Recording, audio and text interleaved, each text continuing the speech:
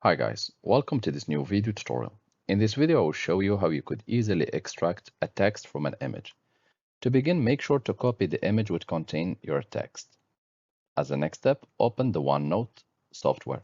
It comes already pre-installed in your Windows computer, so just go to your search bar and type OneNote and click on it to open, as it comes by default installed in most computers. Next step, we want to paste the picture which contains the text. Then click on the picture to be selected, right click, and here we are going to select or to copy the text. So here, copy text from picture. It's already done. Paste the text. And as you can see, it exactly matches mine. Sometimes it may take a little bit longer if you have a very big text to copy, but after that, you should be able to copy it and paste it as you like. And this way you have extracted text from an image. Thank you guys for watching and talk to you soon in a new video tutorial.